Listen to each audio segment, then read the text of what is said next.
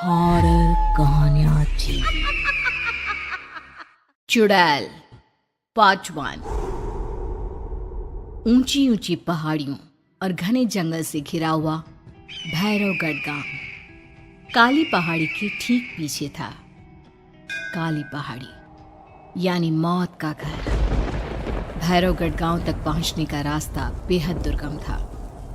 लगभग 24 घंटे घने तूफान और तेज हवाओं की वजह से वहां के वीराने माहौल की कहानियां लोगों के दिलों को दहला देती थी।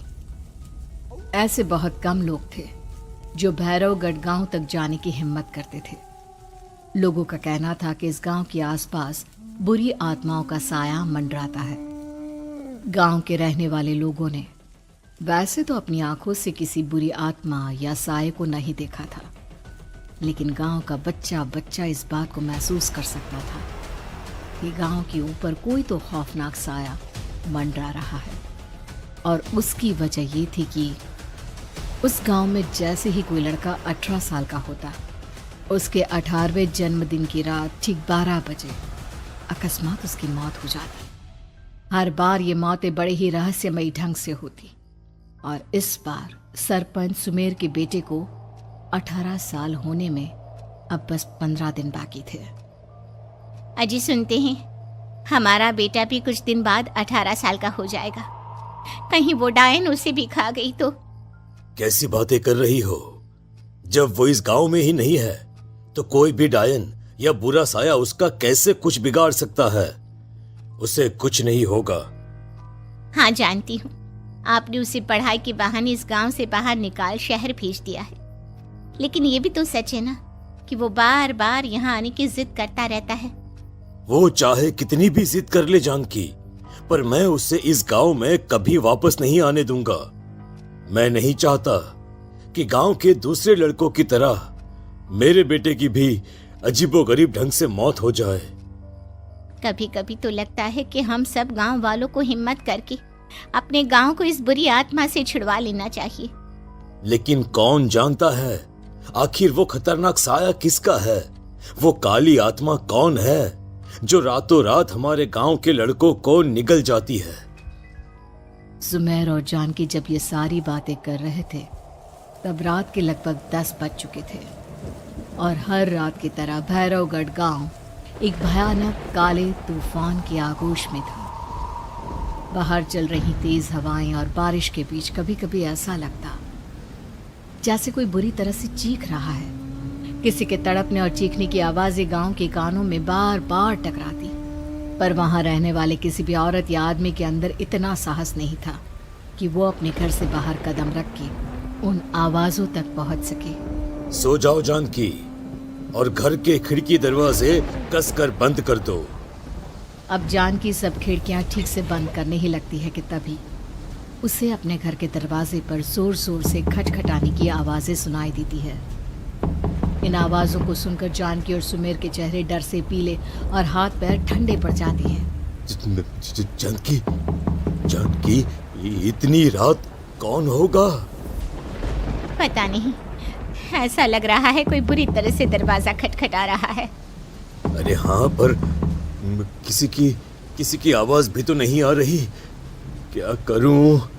दरवाजा खोल लूं या नहीं? कहीं ऐसा ना हो कि किसी को हमारी मदद की जरूरत हो। लड़खड़ाते कदमों से सुमेर दरवाजे के करीब जाता है और अपने कान को दरवाजे पर रख धीरे से आवाज देते हुए पूछता है, कौन कौन है? कौन है वहां? तभी एक बेहद डराने वाली आवाज उसके कानों से टकराती है। दरवाजा खोलो, दरवाजा खोलो, वरना आज की रात इस गांव में कोई जिंदा नहीं बचेगा। मैं जानती हूँ तुम्हारा बेटा 18 साल का होने वाला है। अगर उसकी जान की जरा भी परवाह है तो दरवाजा खोल दो। इस आवाज को सुनते ही सुमेर घबरा कर पीछे हट जाता है और जानकी को पूरी बात बताता है। कहीं वो डायन हमारे घर तक तो नहीं पहुंच गई? अब हम क्या करेंगे? मुझे दरवाजा खोलना ही होगा जानकी। मेरे पास अब कोई रास्ता नहीं है। इतना कहकर सुमेर डर से अपनी दोनों आंखें कसकर बंद करता है और कांपते हाथों के साथ झटके से दरवाजा खोल देता है। तभी किसी के जोर से हंसने की आवाज सुमेर और जानकी को सुनाई देती है। उस आवाज को सुन दोनों दरवाजे की तरफ देखते हैं और सामने अपने बेटे राहुल को खड़ा देख दंग रह जाते हैं। राहुल के हाथ में उसका मोबाइल होता है जिसमें से वो आवाज बज रही थी। ये क्या मजाक है? और तू यहाँ, तुझे मना किया था ना गांव में आने को, समझ में नहीं आता क्या? 18 साल का होने वाला है तू। माँ, आप लोग भी पता नहीं किन अंधविश्वास भरी बातों पर भरोसा करते हैं। क्या क्या मैं अपने घर नहीं आ सकता? आप लोगों से नहीं मिल सकता? देख बेटा, हमने तुझे किसी वजह से ही इस गांव से दूर रखा था और यहां आकर तूने अच्छा नहीं किया। चल चल चल, मैं तुझे अभी के अभी वापस शहर छोड़कर आता हूं। ओफो पापा, आप बेकार की बातों से परेशान हो रहे हैं। बाहर इतना तेज अंधड़ तूफान चल रहा है, कहीं जाने की जरूरत नहीं है।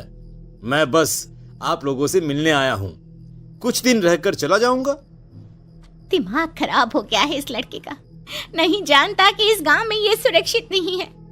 किसने कहा था तुझे यहाँ आने को? ये आवाजें सुन, बाहर से जो आवाजें आ रही है तुझे सुनाई नहीं देती क्या? अरे माँ, जब जोर से तूफान चलता है, तेज हवाएं चलती हैं, तो इसी तरह की आवाजें आती हैं। ये बहुत नॉर्मल है माँ। नॉर्मल होगी तेरे लिए बेटा। 4 दिन शहर में पढ़कर आया है तो अपने माँ बाप की बात नहीं मान सकता। माँ, मुझे अभी बहुत जोरों से भूख लगी है, पहले कुछ खिला दो, और रात भी बहुत हो गई है। हम इस बारे में कल बात करते हैं, ठीक है? राहुल के वापस आ जाने से जानकी और सुमेर की आंखों की नींद उड़ गई थी। खाना खाने के बाद राहुल तो अपने बिस्तर पर जाकर सो गया, लेकिन जानकी और सुमेर पूरी रात उसके कमरे के बाहर पहरेदारी करते रहे। उन्हें पल पल इसी बात का डर था कि कहीं उनके बेटे को कुछ हो ना जाए। रात बीतती है, सुबह का सूरज निकलता है। अब जैसे ही वो राहुल को नींद से जागते देखते हैं तो उन दोनों के दिल को सुकून मिलता है। अरे माँ, पापा, आप अभी तक यहीं बैठे हैं? क्या पूरी रात सोए नहीं?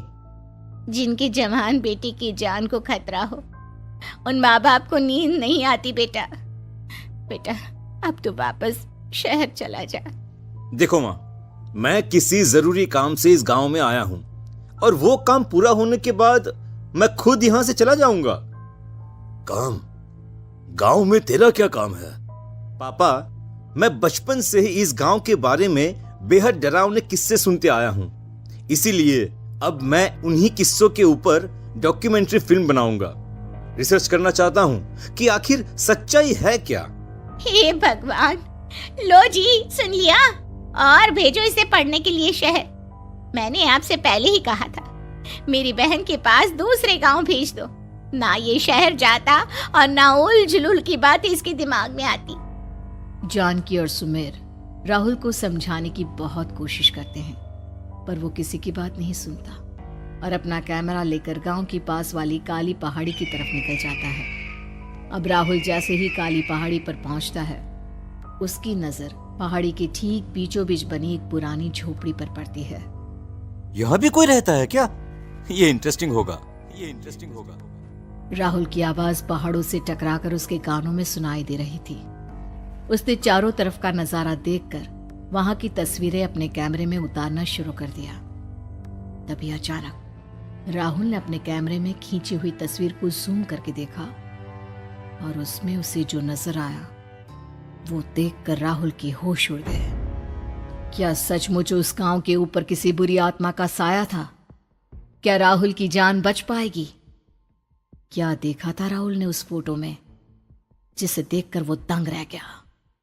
इन सवालों के जवाब जानने के लिए देखिए इस कहानी का अगला भाग।